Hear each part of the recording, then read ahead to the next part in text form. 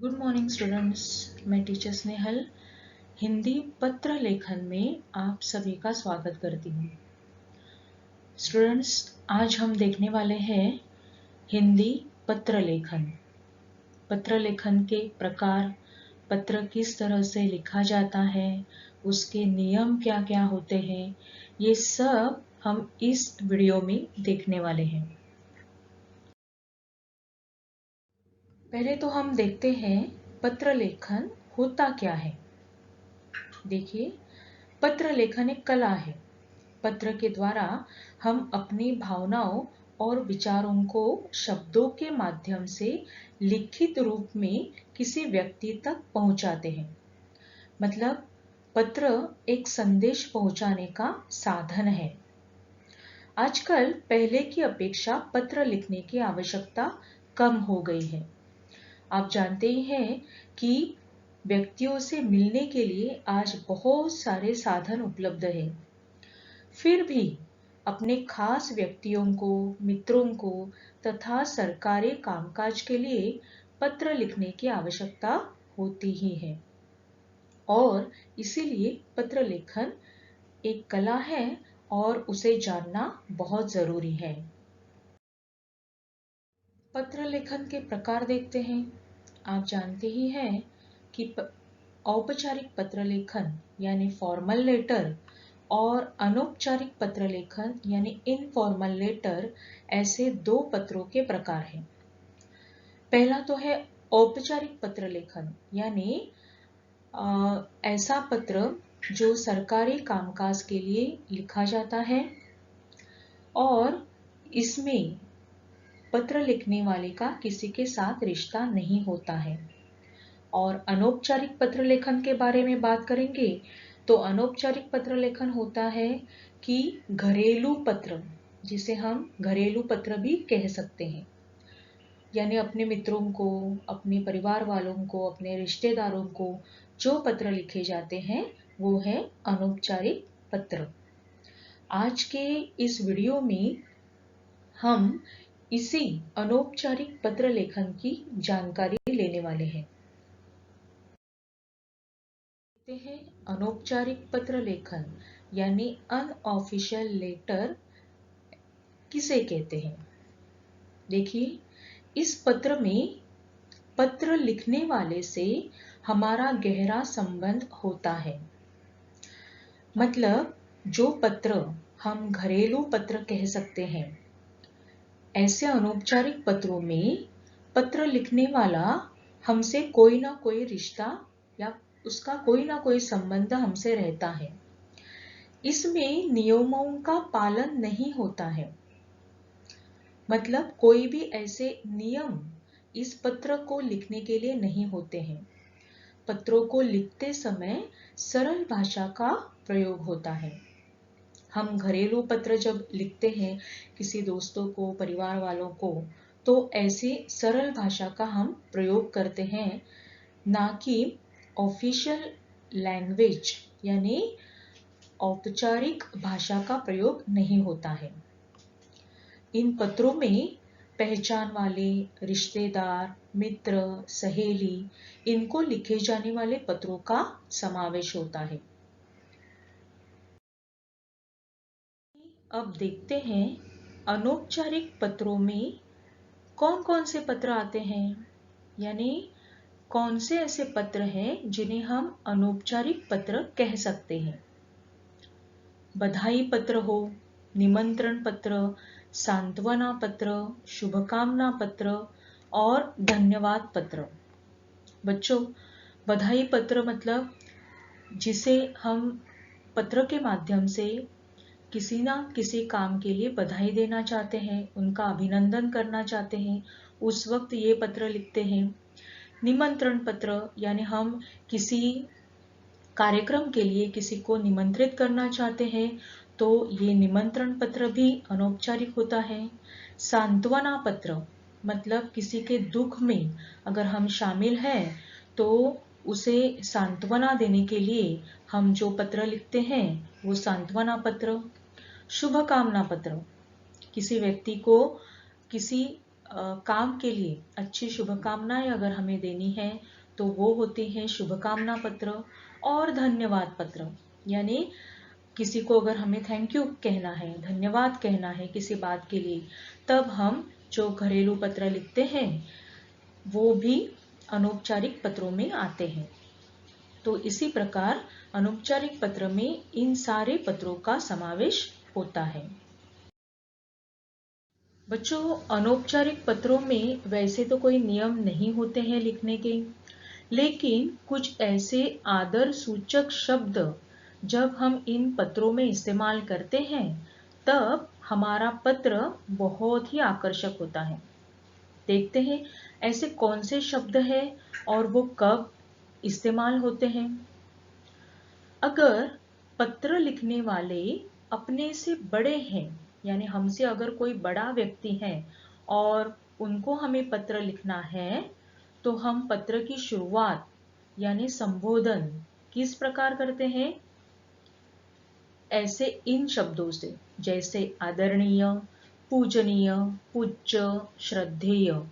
यानी आदरणीय पिताजी, पूजनीय माताजी, पूज्य दादाजी, श्रद्धेय, ऐसे शब्दों का हम उपयोग करते हैं पत्र की शुरुआत में। अब पत्र का अभिवादन, यानी हम ग्रीटिंग्स देना चाहते हैं, वो किन शब्दों से देते हैं? सादर प्रणाम, सादर नमस्कार, सादर चरण स्पर्श, ऐसे शब्दों का हम उपयोग करते हैं। यानी पूज्य पिताजी, सादर प्रणाम। और पत्र की समाप्ति के लिए, जब पत्र संपूर्ण होता है, पूर्ण होता है, तब हम समाप्ति के लिए कौन से शब्द उपयोग में लाते हैं? वो है आपकी या आपका बेटा, पोता, शिष्य, भांजा, जो भी है। यानी आपकी बेटी, आपका बेटा, ऐसे शब्दों का हम उपयोग करते हैं। इन शब्दों का उपयोग करके हमारा पत्र हम अधिक आकर्षक बना सकते हैं। पत्र लिखने वाले अगर हमसे छोटे हैं या हमारे बराबर उम्र वाले हैं, तो उस वक्त हम पत्र की शुरुआत, यानी जिसे संबोधन कहते हैं, वो हम किन शब्दों से करते हैं? जैसे प्रिय, प्यारे मित्र, प्यारी सहेली, चिरंजीव, ऐसे शब्दों का हम उपयोग करते हैं। पत्र का अभिवादन करने के लिए नमस्कार, नमस्ते, अनेक आशीर्वाद, मधुर प्यार, सदा खुश रहो, ऐसे शब्दों का हम उपयोग करते हैं।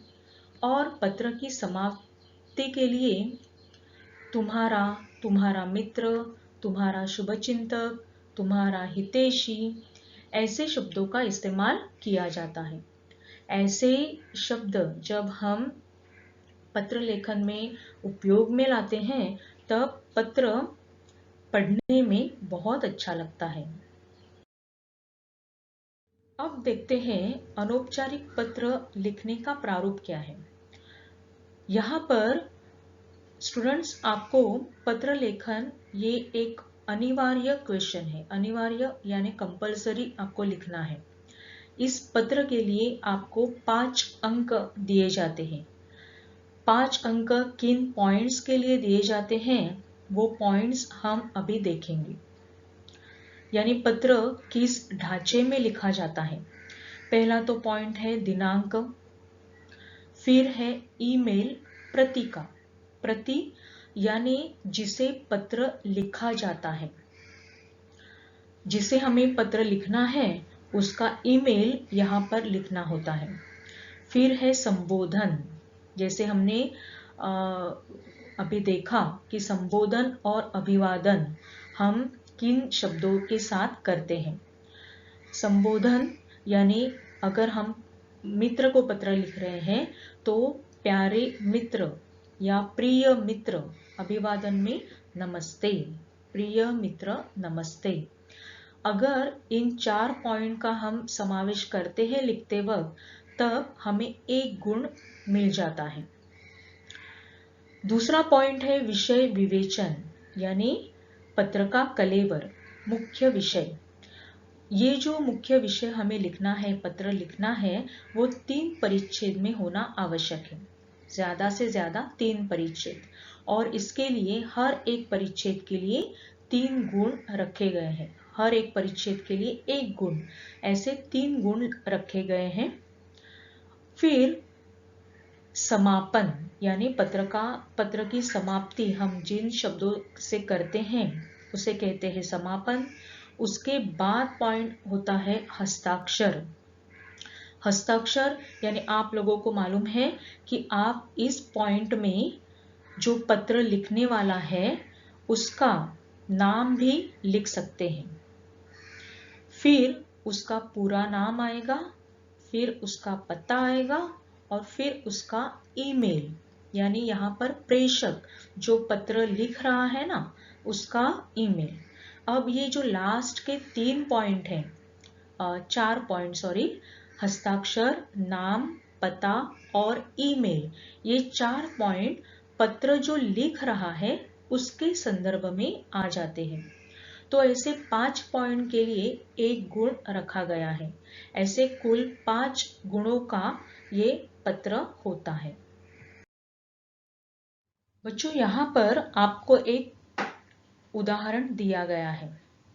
उदाहरण इस प्रकार है, 50 सेवा सदन गोखले नगर वर्धा से सुरेश सुनैना शर्मा अपने ढाके कॉलोनी अंधेरी पश्चिम मुंबई निवासी छोटे भाई तेजस शर्मा को कसरत का महत्व समझाते हुए पत्र लिखता या लिखती है।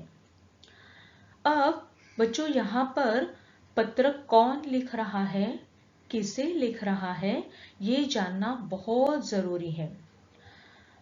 कभी कभी बच्चे इस वक्त गलती करते हैं, उनको समझ में नहीं आता है कि कौन पत्र लिखने वाला होता है। तो हमें पत्र पहले 2-2 बार पढ़ना है और समझ लेना है कि कौन पत्र लिख रहा है, किस विषय में लिख रहा है और किसे लिख रहा है, और जो पत्र लिख रहा है उसका पता क्या है। यहाँ पर सुरेश और सुनैना शर्मा ऐसे 2 नाम दिए गए हैं। इन दोनों में से आप कोई भी एक नाम लिख सकते हो। ये लोग पत्र लिखने वाले हैं। किसे लिख रहे हैं? अपने भाई तेजस शर्मा को लिख रहे हैं। किस बारे में लिख रहे हैं? कि कसरत का यानी एक्सरसाइज का महत्व समझाते हुए पत्र लिख रहे हैं। अब इन दोनों का पता यहाँ पर दिया है।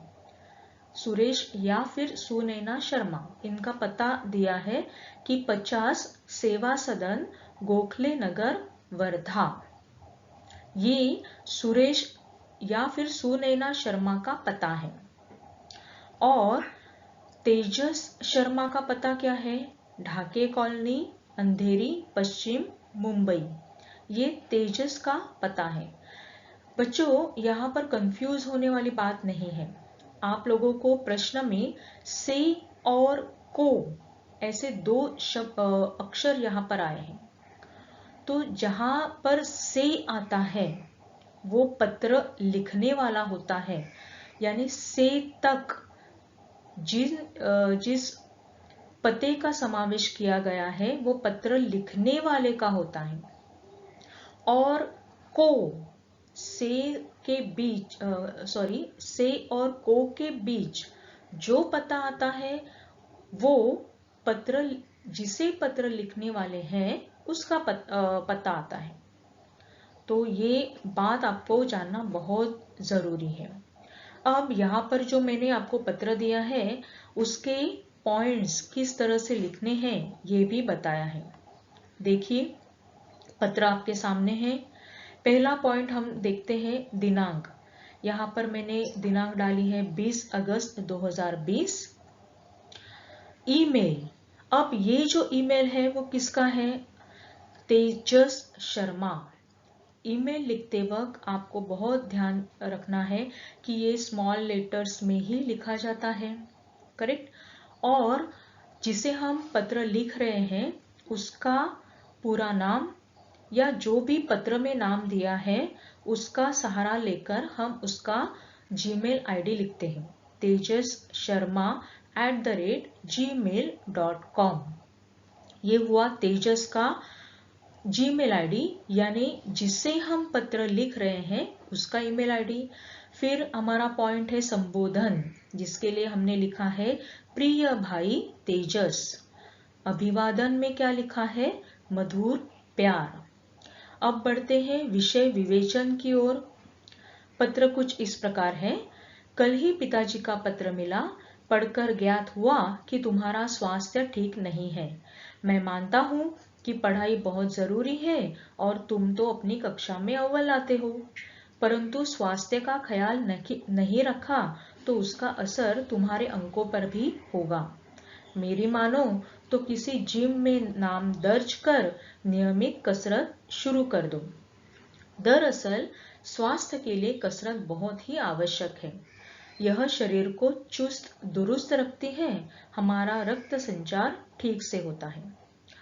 बच्चों, आपको समझ में आया ना कि हमें पत्र के माध्यम से कसरत का महत्व यानी एक्सरसाइज का महत्व बताना है। तो यहाँ पर विषय विवेचन में ये महत्व बताया गया है। चलिए पत्र में आगे बढ़ते हैं। हमारी पाचन क्रिया में सुधार आता है।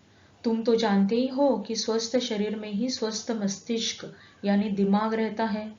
कसरत के कारण मन की एकाग्रता बढ़ती है। इसका मतलब यही हुआ कि अगर कसरत करोगे तो शरीर और मन दोनों ही स्वस्थ रहेंगे और एकाध घंटा कसरत करने से तुम्हारी पढ़ाई का नुकसान नहीं बल्कि फायदा ही होगा। तुम्हारे अंक पहले से भी और अच्छे आएंगे। उम्मीद है कि मेरी बात तुम्हारे समझ में आई होगी और जल्द ही तुम कसरत करना शुरू करोगे। माता पिता को मेरा सादर प्रणाम कहना। यहाँ पर हमारे 3 पैराग्राफ पूर्ण होते हैं। पहले पैराग्राफ में आपको आप जिसे पत्र लिख रहे हैं उसका हालचाल पूछा जाता है। दूसरे परिच्छेद में जो कि हमारा विषय है लेटर का, पत्र का, उस बारे में विस्तार से लिखते हैं और तीसरे परिच्छेद में हम बाकी सारी अनौपचारिक बातें यानी इनफॉर्मल बातें लिखते हैं। अब बारी आती है समापन की यानी समाप्ति की। ऐसे वक्त आपको जो पत्र में दिया गया है नाम, तुम्हारा बड़ा भाई सुरेश। अब देखो यहाँ पर आप बड़ा भाई या बड़ी बहन लिख सकते हैं क्योंकि सुरेश और सुनैना शर्मा ऐसे 2 नाम यहाँ पर दिए हैं, तो आप दोनों में से कोई एक नाम लिख सकते हैं। हस्ताक्षर में आप उसका नाम लिख सकते हैं, इंग्लिश में लिख सकते हैं या फिर हिंदी में लिख सकते हैं और फिर नीचे उसका पूरा नाम लिखना है जो कि पत्र में दिया हुआ है। जैसे यहाँ पर है सुरेश शर्मा, फिर उसका पता आएगा 50 सेवा सदन गोखले नगर वर्धा और फिर सुरेश का ईमेल आएगा sureshsharma@gmail.com। मैंने आपको पहले ही बता दिया है कि ये जो लास्ट के 4 पॉइंट है हस्ताक्षर, नाम, पता और ईमेल, ये जो पत्र लिख रहे हैं उनके बारे में आएगा। अब बच्चों एक और बात आपको कहनी है कि पहले मतलब पत्र की शुरुआत में जो मैंने प्रश्न दिया है यहाँ पर, उस प्रश्न में 2 पते दिए हैं। एक पता तो हमने यहाँ पर ऑलरेडी लिख लिया है, लेकिन तेजस शर्मा जिसे पत्र लिखा जा रहा है उसका पता भी यहाँ पर दिया गया है, तो वो पता कहीं पर भी लेटर में नहीं आएगा। आप ध्यान से पत्र देखिए। शुरू में हमने सिर्फ तेजस शर्मा का ईमेल आईडी लिखा है, उसका पता नहीं। अब जब प्रश्न आपके सामने आता है तो आप कंफ्यूज हो सकते हैं कि आपको कौन सा पता लिखना है। कौन पत्र लिख रहा है उसका ही पता आपको यहाँ पर लिखना है। तो बिना झिझकते हुए आपको ये जानना जरूरी है कि आपको कौन सा पता लिखना है। 2 पते दिए जाते हैं लेकिन उनमें से एक ही पता आपको लिखना है। तो ये बात जानना बहुत ज़रूरी है कि दूसरा पता यहाँ पर कहीं पर भी नहीं दिया है। तो ये बात आप अच्छी तरह से समझ लो। बच्चों, हमने जो पत्र पूर्ण किया वो पत्र आपका कुछ इस प्रकार रहेगा। पत्र देखिए किस तरह से सुंदर लग रहा है। बात ये ध्यान में रखनी है कि पत्र लिखते वक्त एक ही समास में आपको लिखना है। शुरू से लेकर लास्ट तक एक ही लाइन में आपको पत्र लिखना है और 3 पैराग्राफ बनाने हैं। पैराग्राफ बनाते वक्त वो किस तरह से बनाने हैं आपको मालूम है कि 2 उंगलियों की जगह आपको छोड़नी है पैराग्राफ बनाते वक्त। तो जब आप समास से पत्र लिखते हैं तो वो उसी एक अलाइनमेंट में पत्र होना चाहिए, तब वो सुंदर दिखता है। बच्चों, आपकी समझ में अभी आया होगा कि पत्र किस तरह से लिखा जाता है। यहाँ पर आपके लिए एक स्वाध्याय का प्रश्न दे रही हूँ। प्रश्न कुछ इस प्रकार है। 20 सुभाष नगर नासिक से आरव या फिर आर्या पवार अपने मित्र या फिर सहेली दीपक या दिशा सिंह 12 शुक्रवार पेट कोल्हापुर को पत्र लिखकर निबंध प्रतियोगिता में प्रथम आने के लिए बधाई देता या देती है।